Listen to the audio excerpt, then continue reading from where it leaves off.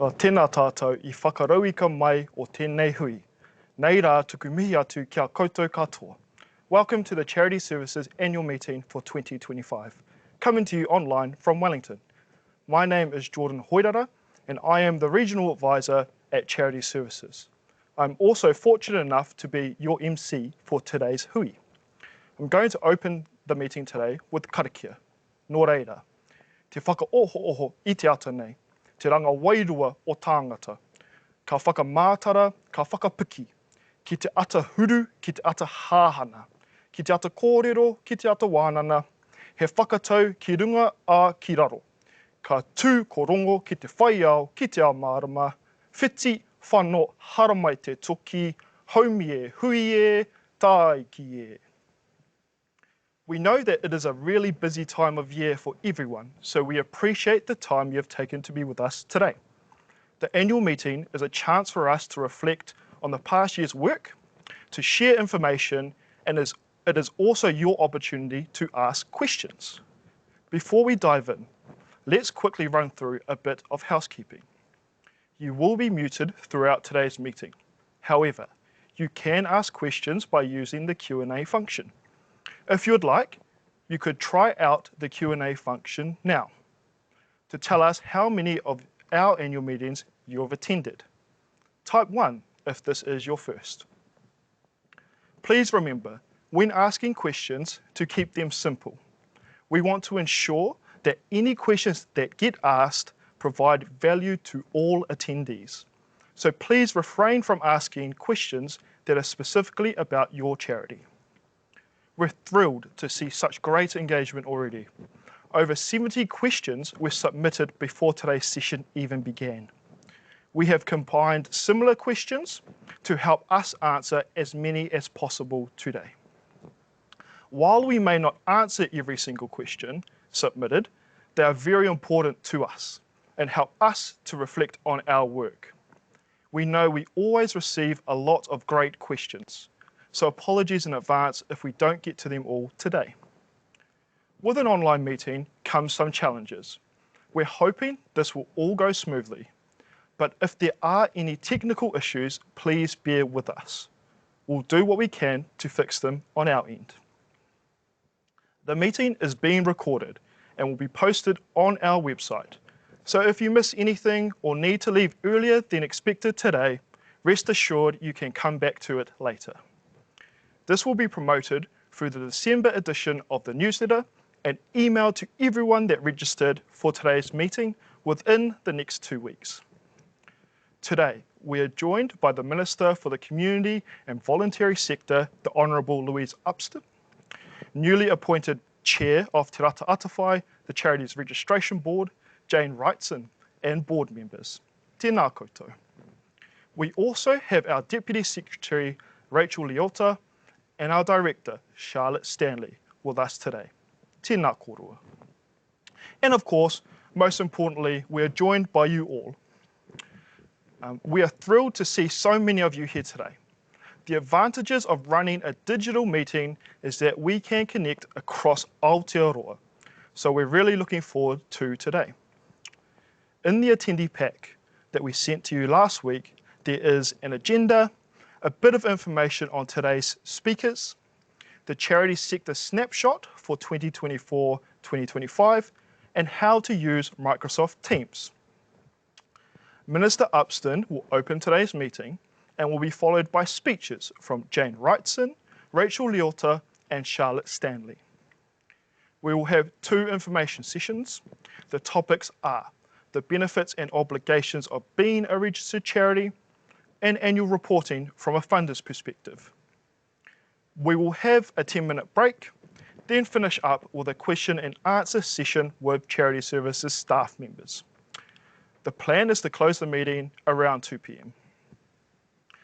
I'd now like to welcome the Minister for the Community and Voluntary Sector, the Honourable Louise Upston, who is the opening speaker of this annual meeting. Thanks, Jordan. Tēnā koutou, tēnā koutou, tēnā koutou katoa, and I hope wherever you are in New Zealand that it's a warm and sunny day like it is here in Wellington. and this will be my second Charities annual meeting that I've attended in my capacity as the Minister. So thank you for giving some of your time today. Any time of year, your time is precious, but as we get into the silly season, it seems like time pressures become greater and greater. So thanks for choosing to spend some time with us at the Charities Services Annual General Meeting. It is a really important opportunity to come together and to recognise the significant contribution that charities make in our fantastic country. I want to start by just acknowledging members of the Charities Registration Board, and in particular Jane Wrightson, who has recently taken over as the chair. We have two new board members, Julie Hardacre and Leighton Evans, as well as existing board members. We have existing board members in Roger Holmes-Miller, Carolyn Risk and Tarita Hutchinson. I also want to thank Gwendolyn Keel. She spent 6 years as the chair, and I really want to acknowledge the significant contribution that she made. Great to be joining Deputy Secretary Rachel Leota, and also this will be very familiar to all of you, Director of Charity Services Charlotte Stanley, both from the Department of Internal Affairs. And thanks to every one of you for joining online across the country. And I agree, there might be some challenges with online meetings, but the advantage is that it allows more people the opportunity to connect and participate in a session like this. So I do want to just start by really acknowledging you and the significant contribution that charities make. I understand that despite some challenges, charities continue to turn up and have a really significant and meaningful impact on people's lives. And I'm incredibly grateful for the work that you and your organisations do. If I think about my own electorate, fantastic organisations, whether it's hospice, whether it's Kids in Need, whether it's the Salvation Army, whether it's Project Tongariro, and it's always dangerous naming some because then others will say, why didn't you pick us? But really that's just such a small snippet of the incredible charities that make our communities and make our country who we are. And over the country, we've got 29,000 registered charities, all involved with such significant work in our communities, from education to the arts, to sport, to the environment, to health, to research, all providing such important work in a wide range of areas. And charities, of course, highlight the causes and the areas of need that spread across the country, but more importantly, causes and challenges that New Zealanders support and face.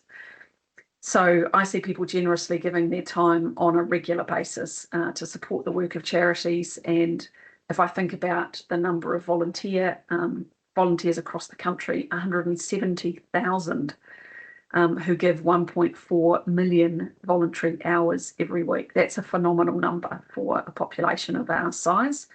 And I think one of the things that I'm the proudest of is how giving we are as a country, how giving we are of our time.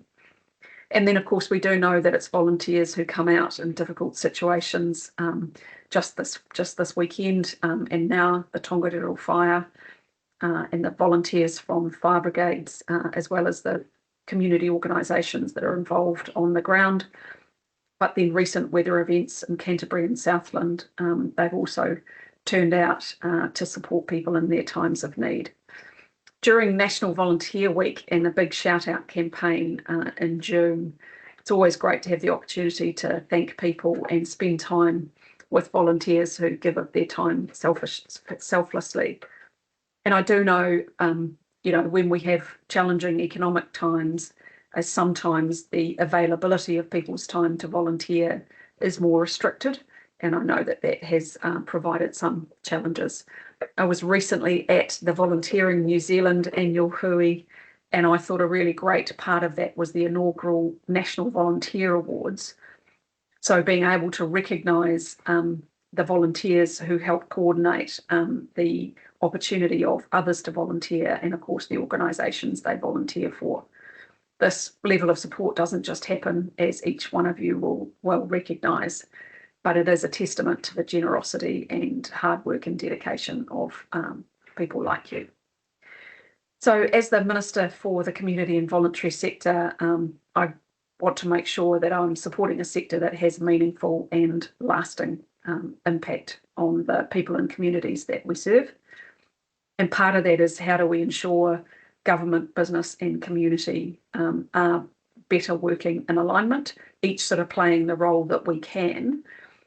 And one of the things that I see is how government can focus on reducing some of the administrative burden that charities often face.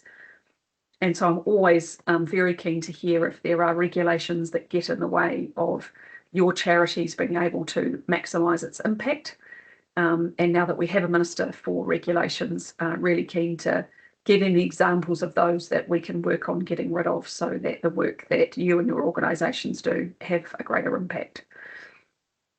Many of you would have submitted on the consultation earlier this year about tax settings for not-for-profits.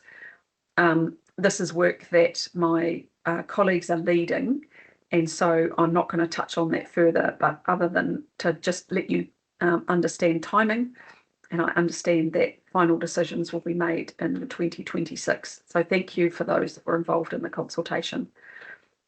I also want to just talk about how the government can seek opportunities to support the charitable sector and maximise community investment. Philanthropic giving is one such area where giving can make a really big difference and a more lasting impact on charities. So over the past year, the team at DIA have talked to a number of people and organisations to really look at what are the barriers and opportunities to grow philanthropic giving. And I know the sector's got plenty of ideas, which is great. The intergenerational wealth transfer ahead of us is part of this conversation, and it really presents a unique opportunity.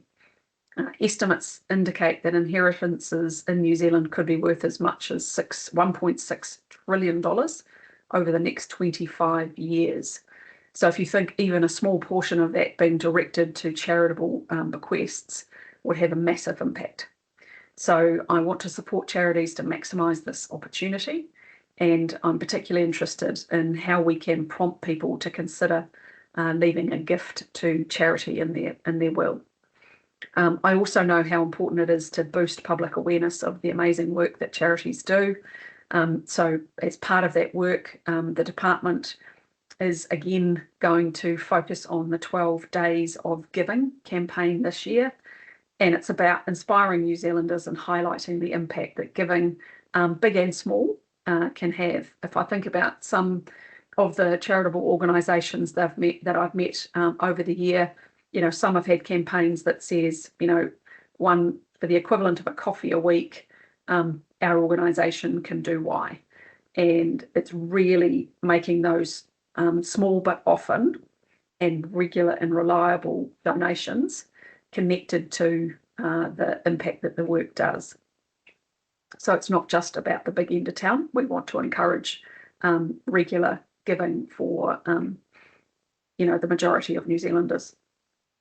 And lifting the profile of charities not only encourages generosity, but it also lifts confidence in the charities and builds a sense of trust, and more importantly, that sense of community and being part of something bigger. And these are, of course, foundational to a better New Zealand and a country that we all want to live in and work and play in. So thank you again for the opportunity to open the Charities Services annual meeting. I've enjoyed the opportunity to spend some time with you, and I really encourage you to engage with the sessions. Looks like the Q&A feature's really easy, but also those that have been submitted in advance will help make sure that this is a more impactful session. So we all value and benefit from the ideas and contribution that come from community, that come from those who are working most closely with communities, and that is you. And so I really value the input and the conversations that you're going to have with the team this afternoon. And I will make sure I get a very detailed update from Rachel and Charlotte and the team at DIA. So thank you for what you do. Thank you for your time, and all the best for the rest of the session. Ka kite. Thank you, Minister Upston. We appreciate you taking the time out of your busy schedule to join us today and take part in our annual meeting. I'd now like to welcome Jane Wrightson, the Chair of Te Rata Atawhai, the Independent Charities Registration Board. Jane will speak about the board, its role, and the work the board has done over the last year. Nō reira, take it away, Jane. Tēnā koutou katoa. No airini e ingarangi ako tipuna, he tangata te riti a hou, e whanau mai o Heratonga i te rohi o ngā kanunu, i nei, i noho ana au ki whanganui tara i te rohi o Te Ateawa, a ko Jane Wrightson a hou, koa o te tiamana o Te Rata Atawhai. It's my absolute privilege to be able to speak with you today as the brand new chair, 1 week, of the Charities Registration Board, Te Rata Atawhai. I was appointed to the board earlier as a member this year, and like all such appointments, it's been a great learning curve. First, I want to acknowledge the board members online today, outgoing member Roger Holmes-Miller, who is no stranger to you, and Tarita Hutchinson, who served for 2 years today, beaming in from Niue. New member Julie Hardacre from Cambridge is online, as is incoming member Leighton Evans from Christchurch, who starts with us in December. Member Carolyn Risk can't be here today and sends her apologies. I too want to pay tribute to Gwen Keel, who has just retired as chair. She's done a brilliant job and has left big shoes to fill. For any of you who have Googled me, you'll know I'm not a lawyer, but I've had legal adjacent jobs over the years, and my governance career has included both charities and similar entities. As you know, the board's primary task is to consider registration and deregistration matters. You'll know there's been a new process inserted into the Act that allows charities to object when a notice of intended deregistration before a final decision is made. We're embedding in the processes now, learning from each one. It's important for you to understand that we're deliberately focusing them on being meetings. They are not hearings, and we do not take an especially formal approach. We prefer online objection meetings to save costs on both sides, but we'll consider face-to-face in Wellington if necessary. And we'll schedule objection meetings adjacent to board meetings wherever possible, again with an eye to costs. Since my first formal board meeting in June, we've held no less than 3 objections meetings, the first ones under this new procedure. We've decided 1 case and 2 remain under consideration with decisions out in the next few weeks, I hope. It's been a really interesting process. It's great to hear from the Charities Directory, and it does give pause for thought before making a final determination on a charities registration status. In these objection meetings, the board's job is to listen. We'll likely ask a few questions, but listening is the focus as we weigh up facts, assertions, competing tensions, and of course the principles of natural justice and procedural fairness. Looking ahead, the challenges for the board next year will be to up our game in timely decision making, which is easier said than done, and to establish some clear policies and procedures that govern the work of the board and charities services. We want both to be fair and efficient, both strategic and receptive. Alongside our usual board meetings, the board will have a planning day in March where we're going to check in to make sure we all understand the sector and its issues well through an environment scan, work with DIA to get a clear and shared understanding of our respective responsibilities, and work on system efficiencies to help ensure the sector, your clients and customers, and the taxpayer are served fairly and well. I look forward to meeting some of you in the coming months, and on behalf of the board, I thank you for your crucial role in enabling the charity sector to be high-performing, responsible, and working to improve the life of New Zealanders. Ngā mihi nui. Nō reira, tēnā koutou, tēnā koutou, tēnā koutou katoa. Thanks, Jane. It's always great to hear about the work that Te Rata Atawhai does, and it does sound like you've had a pretty busy last week as the newly appointed chair. Next, I'll invite our Deputy Secretary, Rachel Leota, to talk about how the work Charities Services does fits into the wider context of the Department of Internal Affairs. Rachel leads our branch, Regulatory and Identity Services. Nō reira, tēnā koe Rachel. Tēnā koutou katoa e ngā mana, e ngā reo, e ngā karangatanga maha. Ngā mihi nui kia koutou I tēnei rā whakahirihira te rata atawhai. Talofa lava Bulavanaka.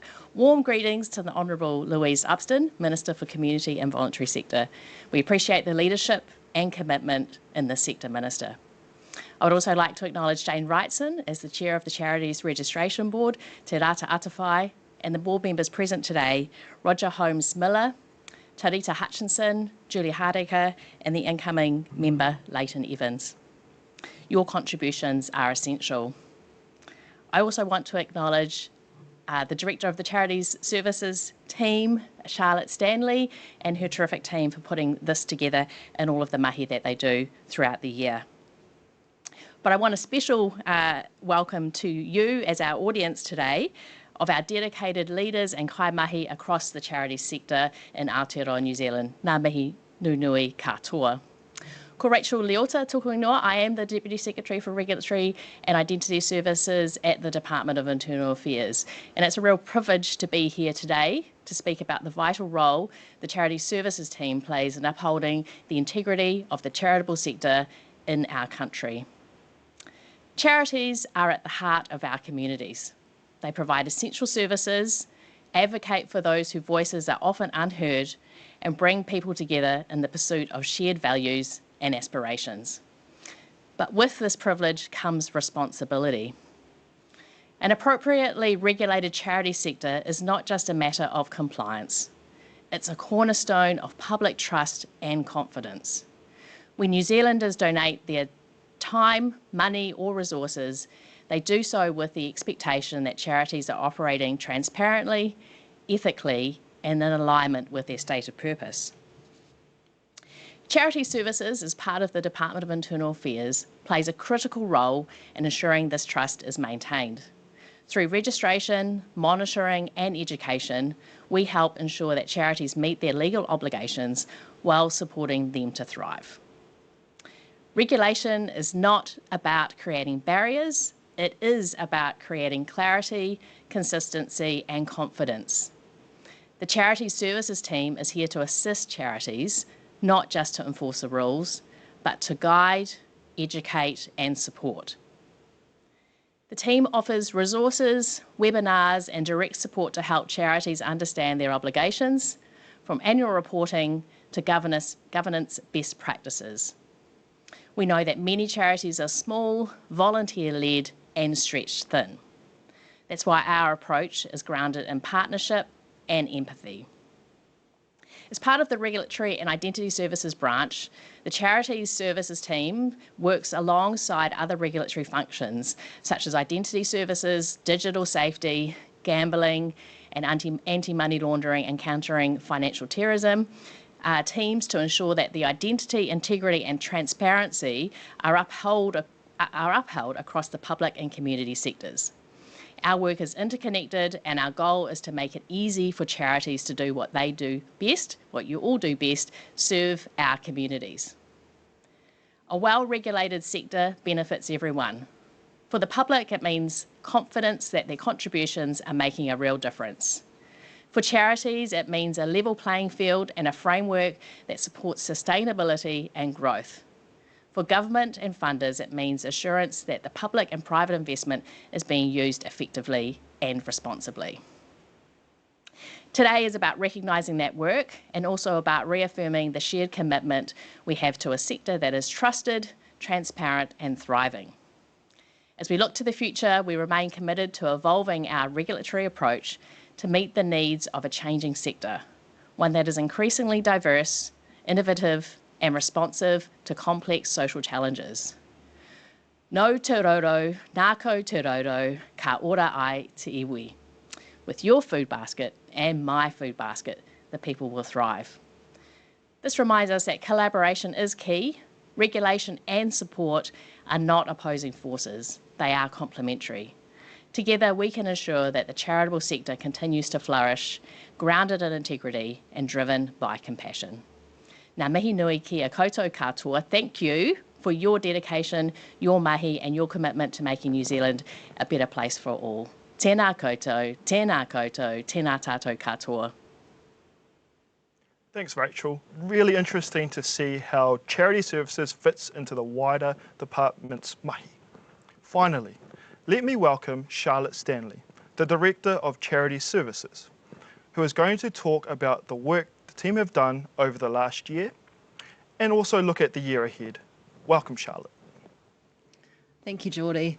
Tēnā koutou katoa, ko waia te maunga, ko waisingango te awa, ko hamo te iwi, ko waiusu te marae, ko Charlotte Stanley tōku ingoa. Hello and welcome everyone. My name is Charlotte Stanley and I am the Director of Charity Services, and it is my great pleasure to welcome you all here today.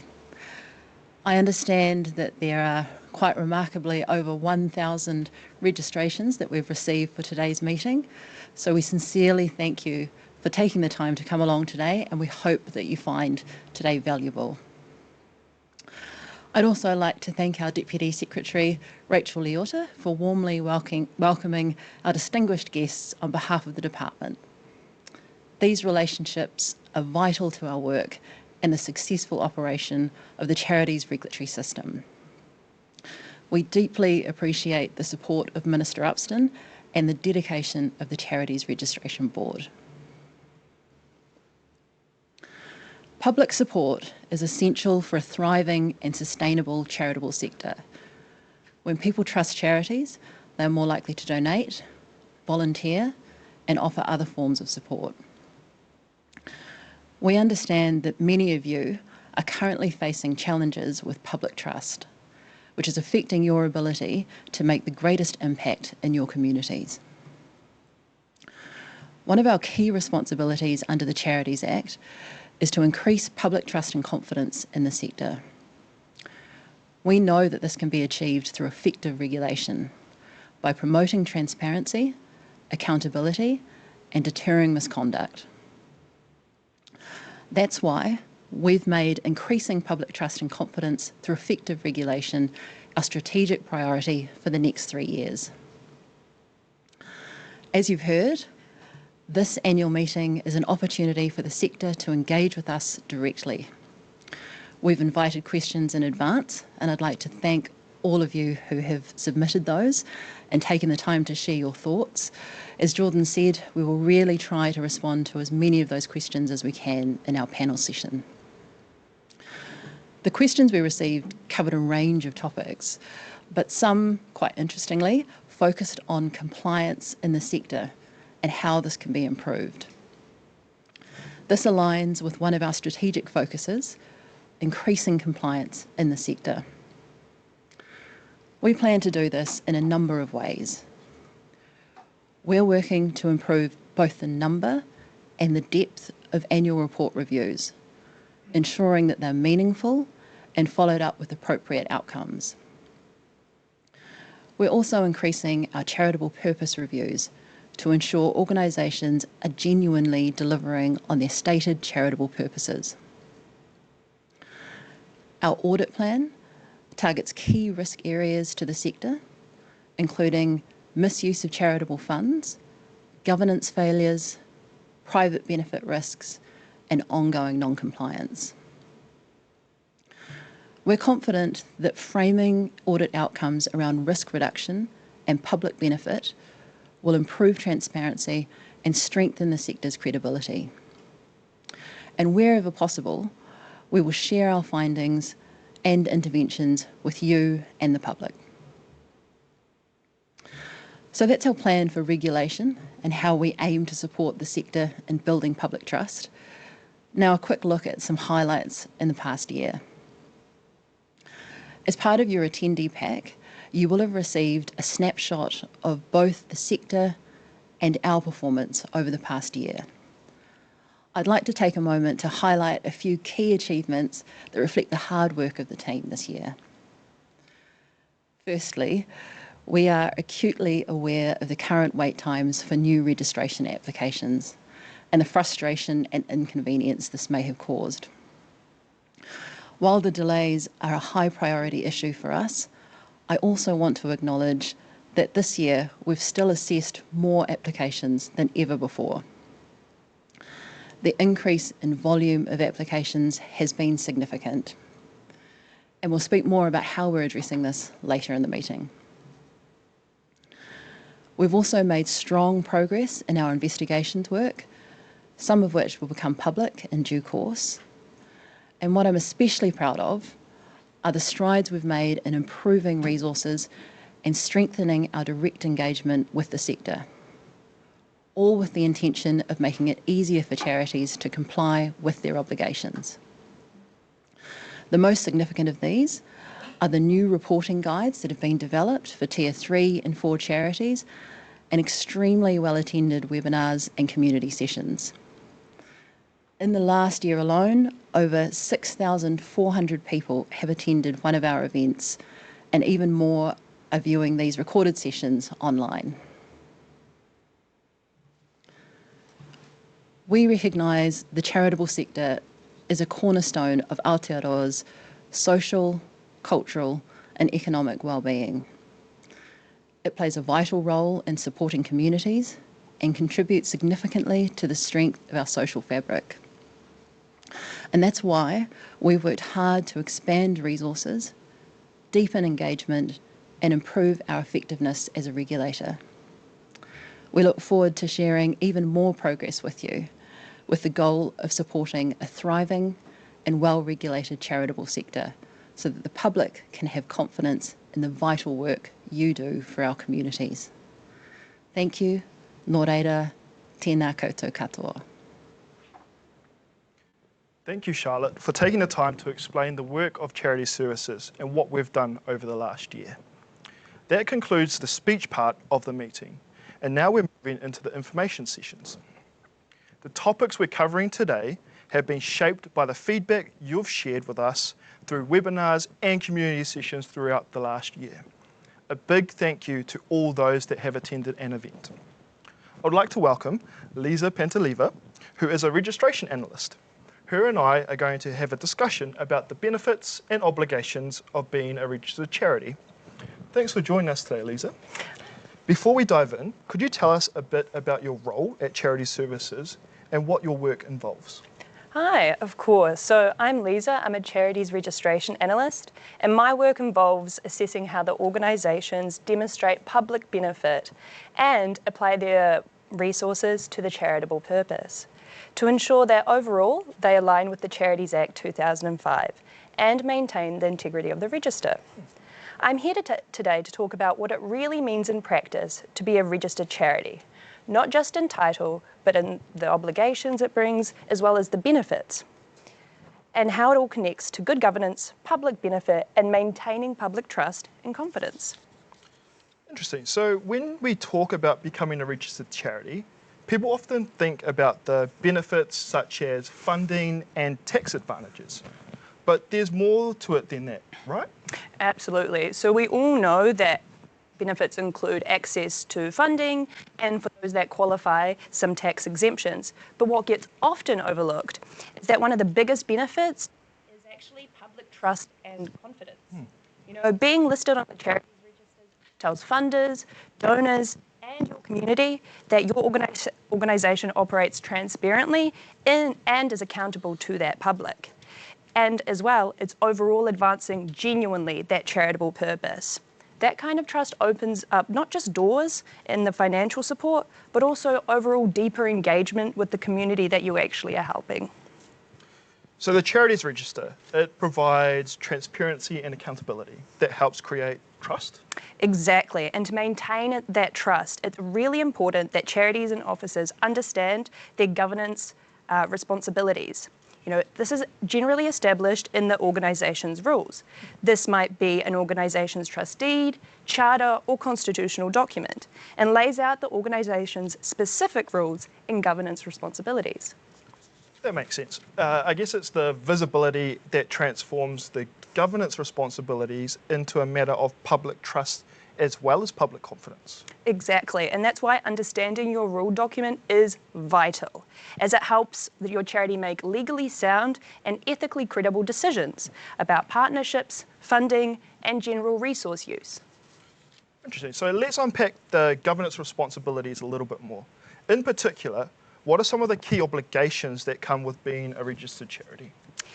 So that's completely right. Some of the main key obligations is annual reporting.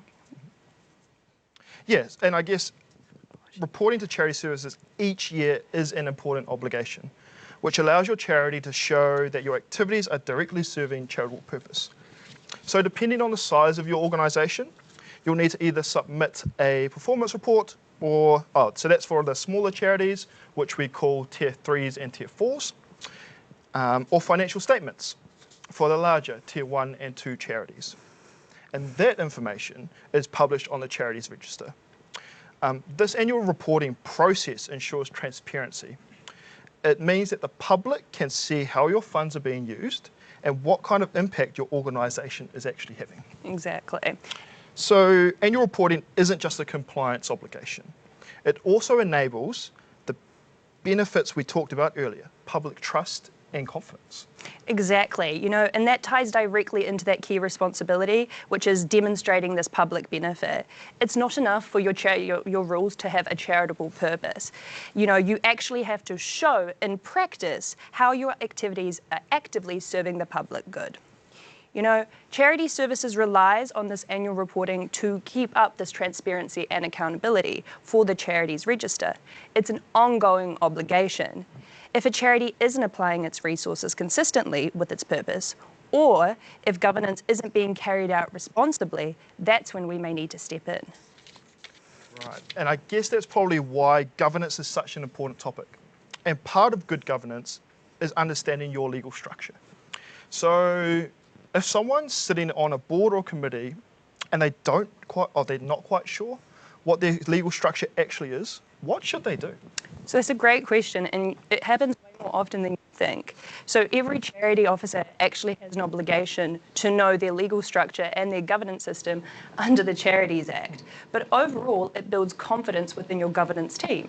So if you're unsure about what your governance structure is, you can have a look at your rule document, which is either on the Charities Register or through the company's office, which will directly tell you what legal structure you are under. You can, yes, check out either of those places.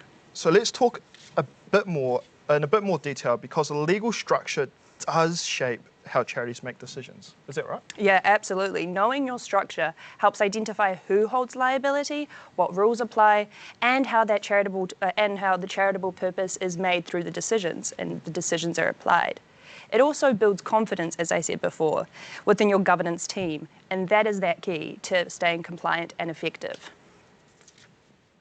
So essentially, understanding your structure helps define who's responsible for what, how decisions get made, and how independent or controlled your organisation needs to be. Absolutely, yeah. So since you mentioned the Incorporated Societies Act. Oh, wait. The other different ways. I'm happy to talk about how the different structures. Go back and explain the different structures. Yeah, sorry. Yeah. With the different structures and how that affects the legal decision making. You know, for example, the charitable trusts, they is run through their board of trustees, who have fiduciary duties, meaning that they hold the legal responsibility to act in the best interest of the trust, and ensure that all activities are being directly serving towards that charitable purpose. They must ensure that no private or commercial interests come in, but again, it is that board of trustees who have that discretionary power. An incorporated society is quite different. You know, it's member-based, meaning that the members have a say in the key decisions through elections and voting. And actually, under this new 2022 Act, there's greater member accountability, meaning that members are now involved in the key decision-making and resource application, and there are much clearer officer responsibilities. Officers now have to act in the best interest of the society and its members and the charitable purpose, so making sure that it stays within that bounds, whereas before it wasn't as strict. You've also then got charitable companies, which operate similar to companies within the commercial law, but they have to ensure that all income and assets are applied directly to this charitable purpose. The directors have similar duties as commercial directors, but it's adapted towards this charitable purpose. So they have to avoid any kind of private benefit or advantage and have to declare specifically any conflicts of interest and for transparency. So since you mentioned the Incorporated Societies Act 2022, that has been a big topic of conversation. What's changing and why should societies be paying attention right now? Yeah, of course. So there has been a very big change.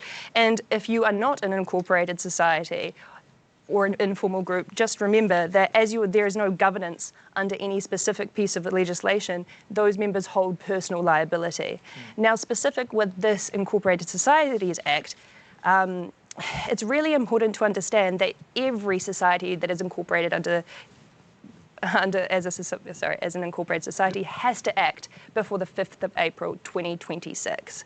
It is really important to understand that this action needs to be taken with the Companies Office first, as re-registration as an incorporated society is not automatic. Societies must review and update their constitutional rules to meet this new legal standard. And these standards include it includes financial reporting, conflict resolution, decision-making, and officer duties. All societies must either re-register under the new Act with the Companies Office, change their legal structure, or deregister and wind up if your organisation is no longer active. It's quite a significant process, and there is quite a lot of updated rules, as I said, with this governance, membership, officer duties, and this is coming up quite fast.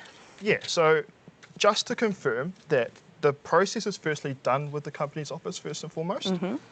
And once you've completed the process, the next step is to inform us at Charities Services with an update details form. Just to reiterate, the re-registration is with the Companies Office. You do not need to re-register your charity. Yeah, that's correct. That is very correct. Yep. So as I get it, one of the big benefits of being a registered charity is the public trust and confidence. But to achieve that benefit, there are responsibilities, as it's not just about compliance, but also about stewardship and continuity. Exactly.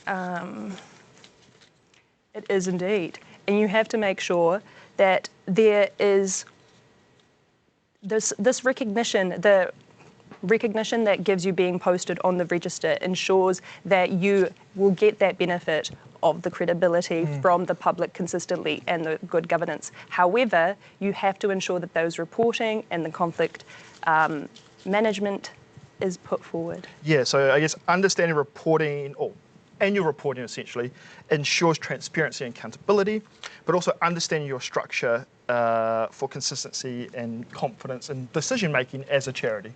Right? So at the end of the day, being a registered charity is about the integrity, transparency, and the commitment to your community. And if you are an officer of a registered charity and you're not yet familiar with your rules, we strongly encourage you to go find your rules on the register and make sure you understand them. Thank you so much, Lisa, for sharing your insights. Thank you so much for having me. Up next, we have Bronwyn Walters, who is a community advisor based in Auckland and works in the department's community operations team, also known as Hapai Hapuri. She has been interviewed by Helen Stephen, the Manager of Engagement and Business Improvement in Charity Services. They'll discuss how funders use information on the Charities Register. Welcome, Korua. Thank you, Geordie, and welcome Bronwyn joining us from Auckland today. It's been really interesting listening to you, Geordie, and Lisa talking about the obligations, the benefits and the obligations of being a registered charity. And we know that one of the big tasks for charities every year is to complete their annual reporting. And all the information which is in the annual report becomes publicly available on the Charities Register.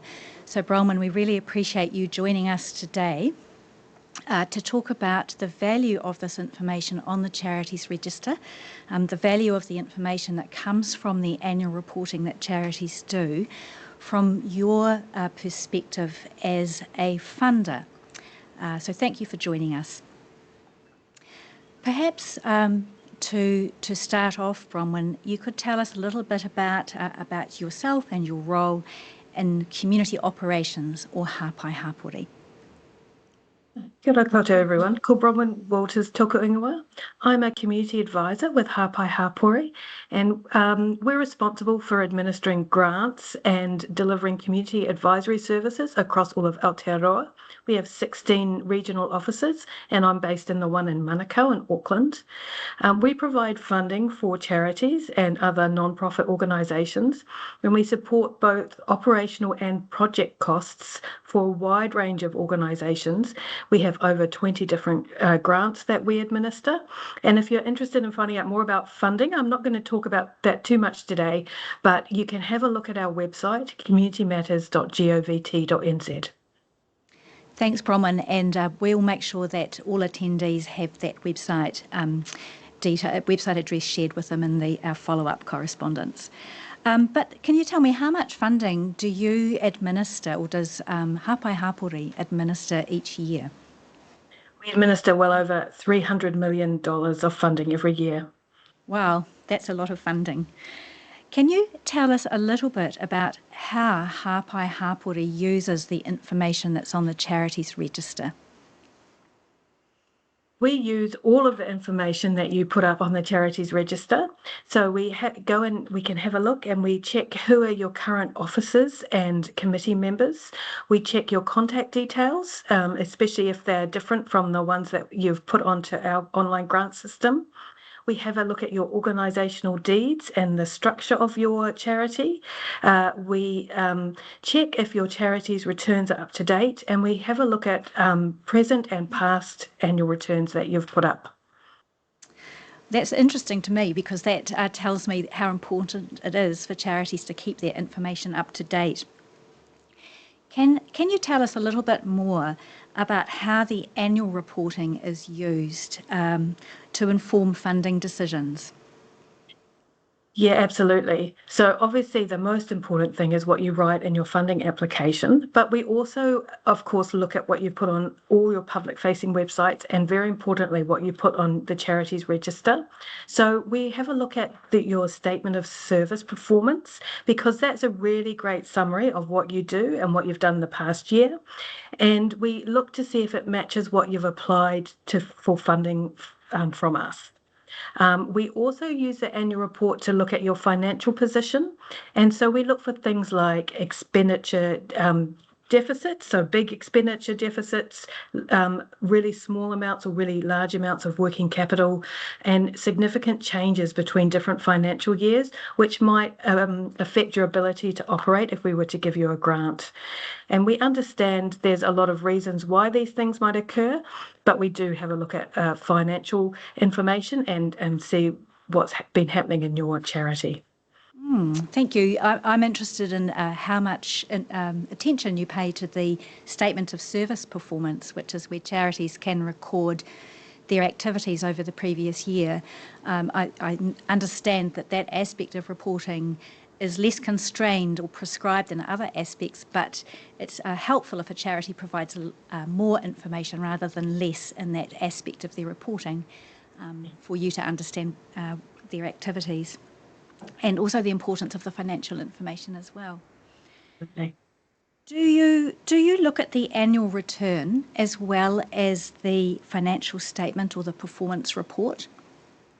Yes, we look at everything that the charity puts up on the on Charity Services website. And how about the different tiers? Charities report at different tiers depending on their annual operating expenditure.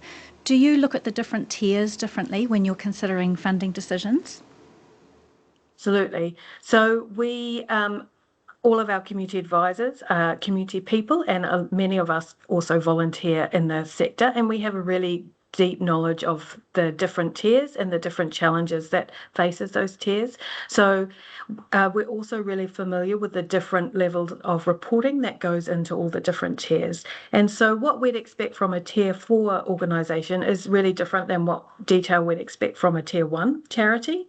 And there are other differences as well. For example, Tier 4 charities are much more likely to have a less working capital, and that's okay. We understand that there are big differences between the different tiers, and we take that into consideration when looking at your financial statements. So from a funder's perspective then, when you're looking at this material on the register, what does good look like and what gives you confidence? That's actually really easy.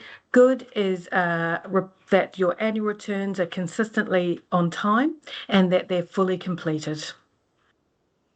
So are there any common gaps or issues that you see that make reports harder to assess? So it's when there are things missing from the reporting. So we really like to look at the notes. And so one of the things that we look at is to see where your income is coming from and where your money is going out.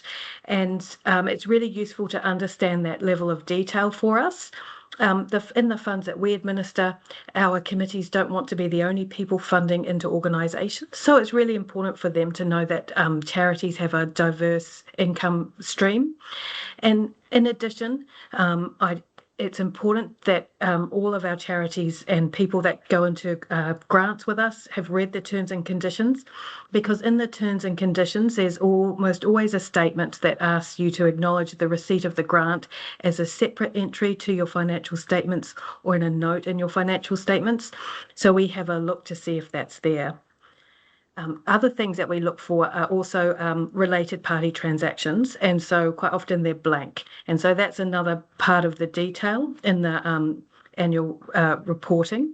And the reason why we look at that is because if we find out that, so it's really common for amazing people to sit on governance committees of charities, and it's not uncommon for them to be paid for some of that work that they do or to get an honorarium. But if that's not been detailed in your related party transactions, and then we find out that some of our funding is going towards supporting that sort of thing, we wonder what else that you're hiding and that you haven't told us. So it's really important that all that detail is fully completed so we can really understand what you're doing.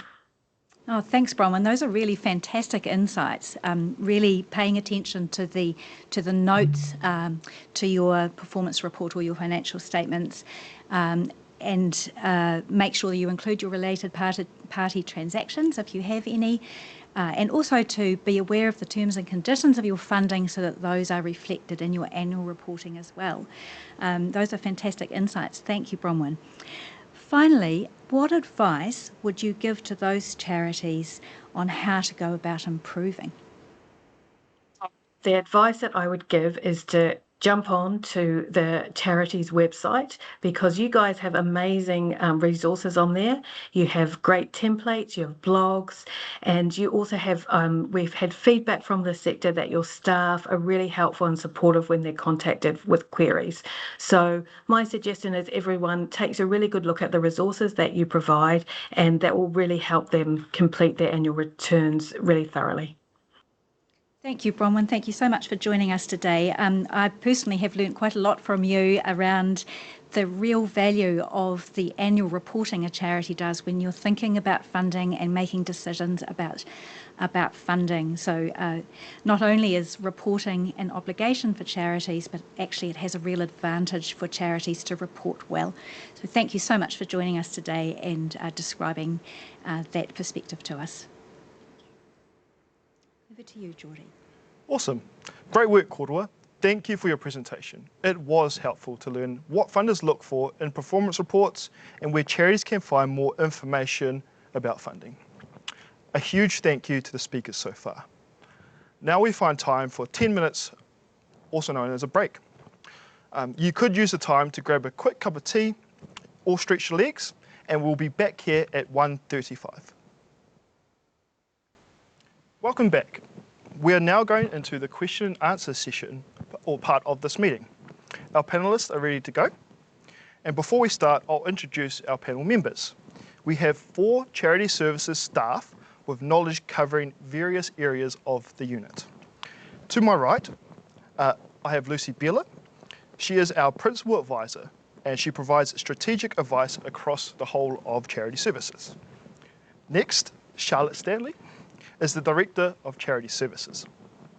Next to Charlotte is Helen Stephen, who you met earlier.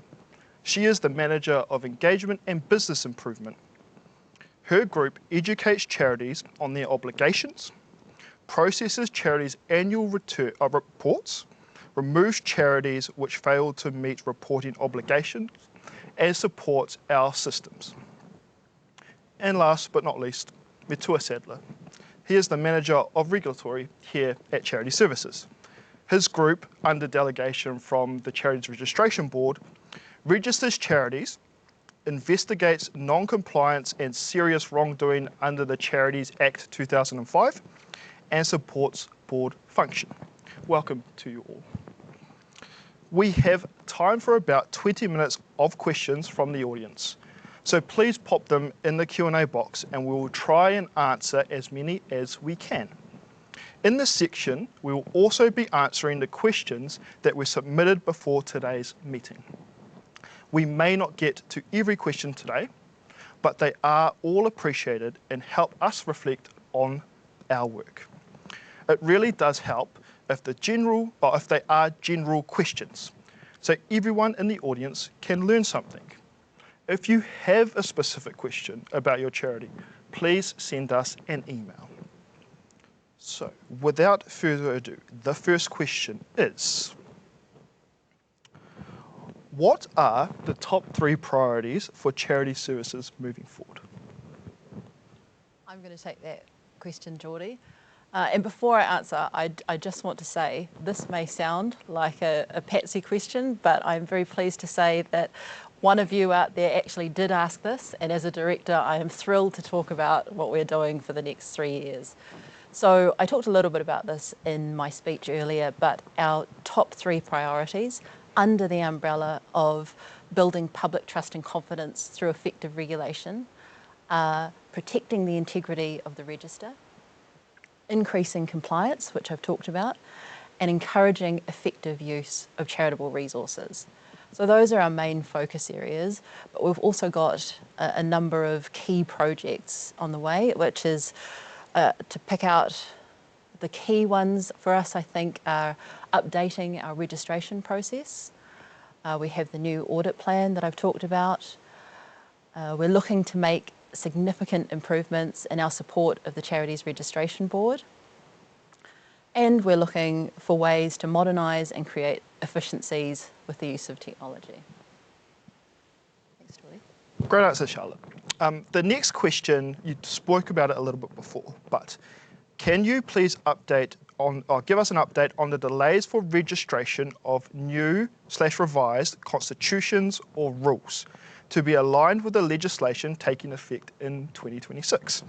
What is the lead-in time we should allow? Well, I'm very excited to answer this one. At the end of October, just last month, we've actually completed over 2,000 notice of change notifications. So if you've been waiting on us for one of these, you'll have received an email in the past couple of weeks. Regarding the deadline for the legislation changes to the Incorporated Societies Act, our recommendation is that you get started right now on making those changes. And if you're not going to do it immediately after today, that you get it done before the end of this year. That'll give you enough leeways to identify any issues that you have that may require you to do a bit more. There is a serious risk of deregistration if you don't get these changes done before April 2026. So just a reminder on that. Thanks, Metua. The next question is around annual reporting. So the lack of auditors and interested accountants means an increased number of not-for-profits cannot meet their financial reporting obligations in the current timeframes. We have had a number of auditors apologise and indicate they are going to be months late with their audits. What does Charities Services see as a solution to this compliance issue, as we have been told by our accountants, it is only going to get worse in the coming years? Thank you. I'll answer that one, Geordie, and it's an interesting question. We are aware that there is a shortage of auditors and that can have an impact on your ability to report in time. We can't solve the auditor shortage, but we do have some advice about how to manage your reporting to make sure you stand the best chance of meeting your deadline.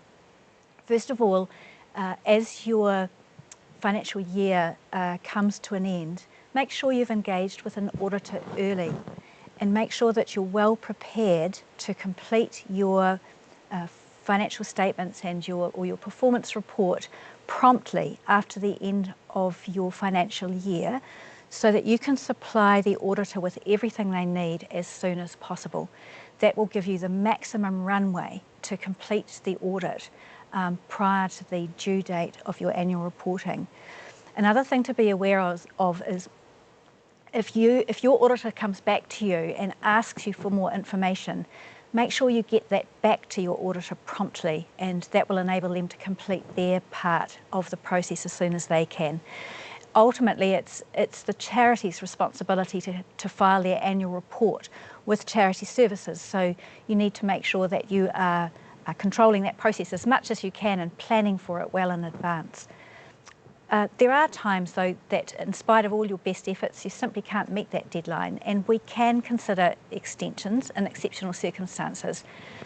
Just be aware that when we are thinking about whether or not to give an extension, we do ask for evidence of your engagement and your preparation early.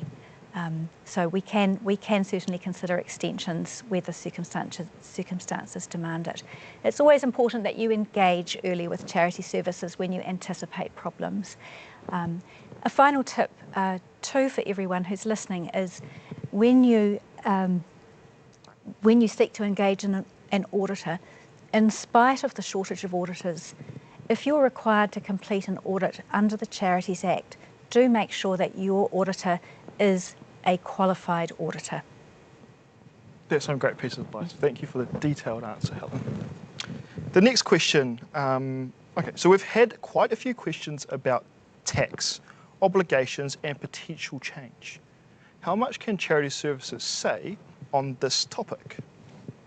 I will answer that one. So, firstly, Charity Services, we administer the registration of charities and the Charities Register. Inland Revenue administers the taxation of charities. Because we don't administer tax, we have no sort of ability to lead policy changes for tax. However, we do have a really good working relationship with Inland Revenue, and they consult with us and our DIA policy colleagues on relevant tax policy changes that might affect us, and we provide our feedback and input into like sort of operational implications of changes where relevant. So yeah, and I would say as well, if you have specific tax questions about your charity, there's a lot of information on Inland Revenue's website specifically for charities and not-for-profits. Brilliant. Thank you, Lucy. We've got a question. So I was surprised to see in the snapshot that only 16 investigations were completed. How many complaints/requests for investigations were received? Yeah. A lot. Regarding the 16 investigations, I think it's worth just clarifying that investigations are something that we undertake when there's a lot of high risk, and it's not simply just looking at 16 charities. We look at a lot more than that, but these 16 investigations meant that they were worthy of further in-depth review, essentially. Regarding the number of complaints, approximately 300 were received in the 24-25 financial year. Not all complaints will be investigated. There's always an element here in which we prioritise the highest risk, the evidence that we have on hand regarding it, but any instance in which non-compliance is identified and evidence of harm has occurred, we will investigate, we will take action. This can be something along the lines of prosecution. If the matter is complex, and we're considering deregistration as one of our options, then we will bring that case to the Charities Registration Board for a decision. Awesome. Thanks, Vitua. So the 20-week wait for charity registration is very long. How can Charity Services reduce this time so we can get on with our work? Another question for me, I guess. Sorry. Yeah, I mean, I'd like to start by acknowledging the backlog. 20 weeks isn't an ideal amount of time for people to be waiting for our assessment to be completed. It's not something that we want, and obviously a long time for you to wait as a charity. That being said, you know, if you want to go out there and do good, you don't have to wait for us to complete our assessment. You can go ahead and do that right now.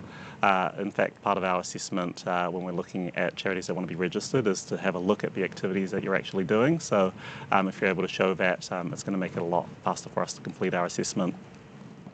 Otherwise, this 20-week backlog time frame, the reality is it's not going to be 20 weeks for every single charity applying. The reality is that about 70% of applications we receive are what we call registration-ready applications, and these are ones in which the application is actually quite good. There's a lot of detailed information in there.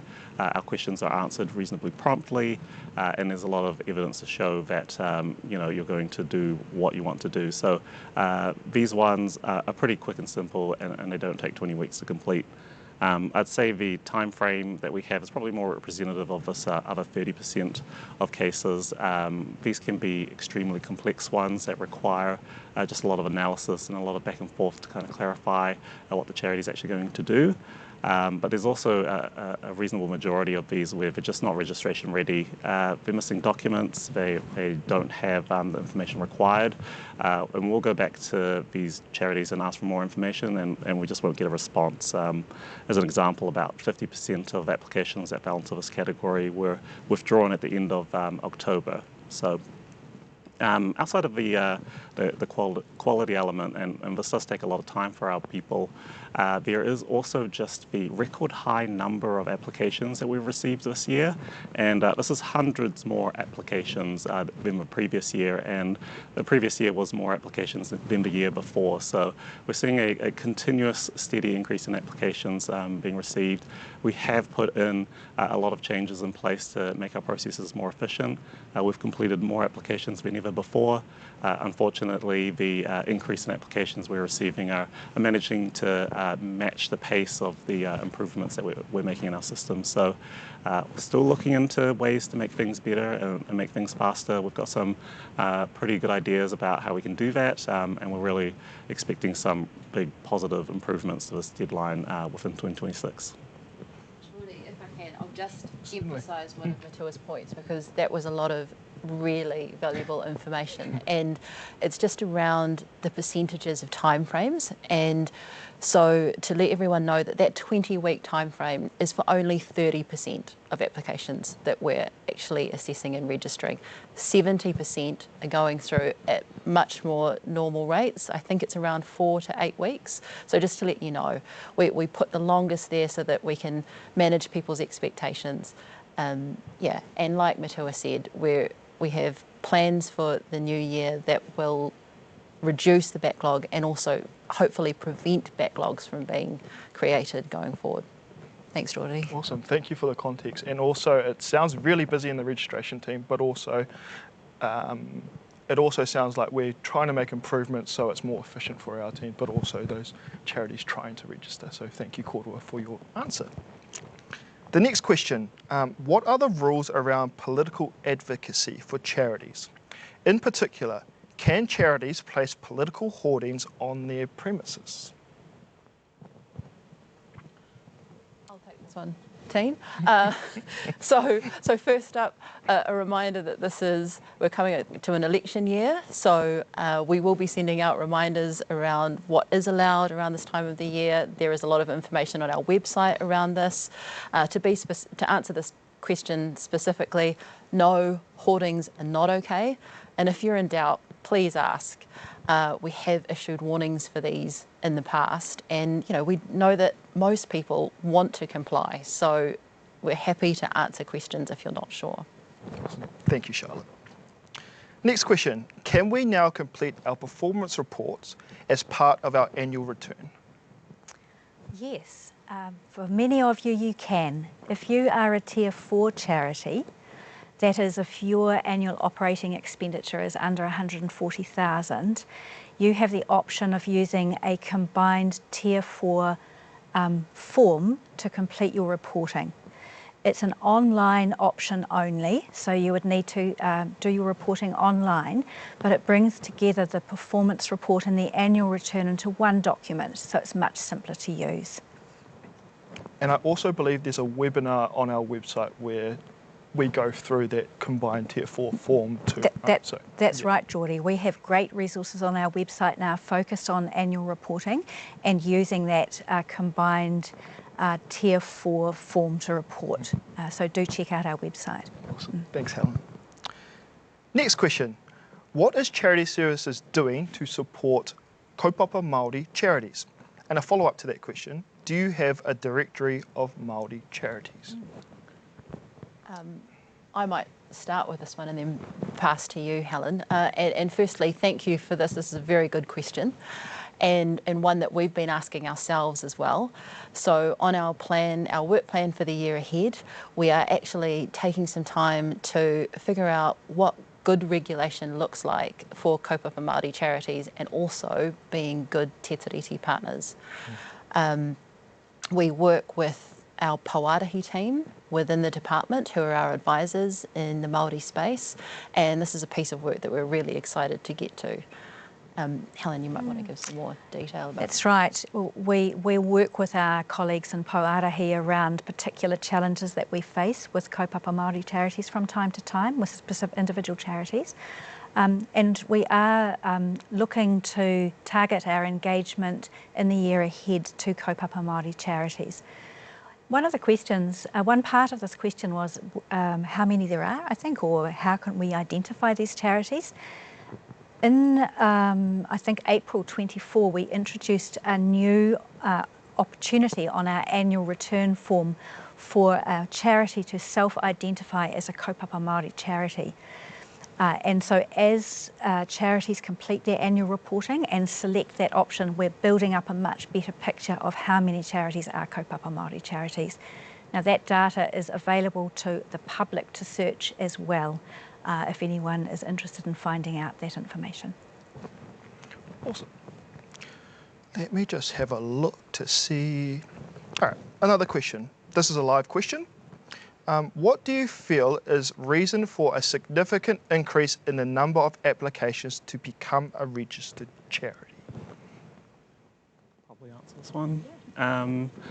Well, you know, it's a bit of speculation for this one, but we do note that internationally there's actually an increase in charity registrations everywhere. So something that we've identified is, you know, no specific trends, I guess, but you know, something that we're seeing is that in times of increased economic strife, there is a tendency for more people to reach out and find different ways of working and ways that they can give back to the community. And so we've attributed a lot of the increase to this element of essentially New Zealanders wanting to give back in some way. So we do see it as a positive thing. You know, there's been a really steady growth in charities and in the charitable sector, about 1% every year from 2011 onwards. So so I guess that's about as far as we can go into that analysis. A lot of it is very crystal ball gazing to figure it out. Awesome. Thank you, Mitsua. Another question. The Incorporated Societies Act has been updated. Are there plans to change the Charities Act? And if so, what are the likely changes? I will answer that one. In short, there are no changes or no proposed changes to the Charities Act at the moment that we know of. Many people will be aware that there were changes made to the Act in 2023. They had to do with making it easier for charities to meet their compliance obligations and also creating greater transparency for registered charities, as well as introducing a new objections process for charities to be heard by the board or charity services. Awesome. Thank you, Lucy. The next question. How many annual returns do charity services really look at? Well, I'm happy to answer that. You're probably aware that there's over 29,000 registered charities, and of course we're not able to look at all of them.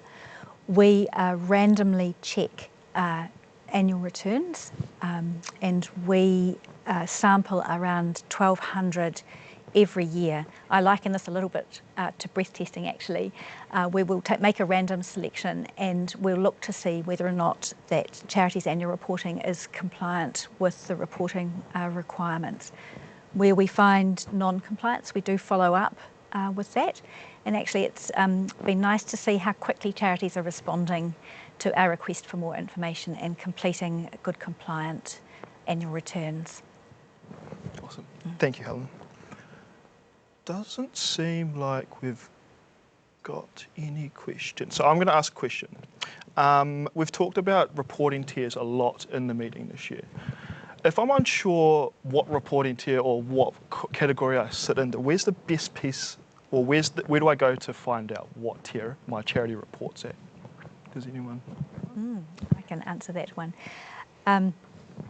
First of all, we have really useful information on our website about to help you identify what tier you report at. So in the first instance, I suggest looking there. The tiers are differentiated largely by your operating expenditure. So if your operating expenditure in a year is under 140,000, then you are likely to be reporting at tier 4. Over 50% of registered charities actually report at tier 4. So you can look on our website for more information about this. Sometimes I think you can find that information in previous financial reports, but I recommend that you start with our website as a good source of guidance. And just before we move on, Geordie, from some of the review work that our capability accountant senior accountant has been doing, she has recognised that there are a number of charities that are currently reporting at the wrong tier. So if you're not certain, please go and check, because you may be providing a lot more information than you need to. That's a great piece of advice. Yeah, so it is on our website, there is a page, but also I know the team have recently produced reporting guides for tier 3 and tier 4, which has the reporting thresholds plastered through those reporting guides. So yeah, and then like you said before, it's also on previous year's reporting. So thank you both for that detail. Next question. Can you explain if an unincorporated group can be registered charity? And if so, what's the rationale behind this? I'll answer that one. So the short answer, yes, an unincorporated group can be a registered charity. They just need to meet the requirements to be a charity, which is to advance charitable purposes and be of public benefit. The rationale behind this is that charities are self-governing. Charities will know what sort of legal structure or group formation would suit their needs best, and we have no sort of direction over that or requirement to have a particular form, so long as they meet their obligations. And we have many different types of entities on the register. Awesome. Thank you, Lucy. Is there any more questions? No. So we've actually ran out of time. So thank you to the panel members for sitting here and answering questions from all the attendees. And also to you, the attendees that registered and engaged with us before this meeting and throughout this meeting today. It was a real honour and privilege to be your MC for today's hui. I do want to thank all the speakers and again the panellists to my right, and all of you for attending today. So I will now close the meeting with karakia. Nō reira. Kia hora te marino, kia whakapapa pounamu te moana, hei huarahi mā tātou I te rangi nei. Aroha atu, aroha mai, tātou ia tātou katoa. Mā te wā.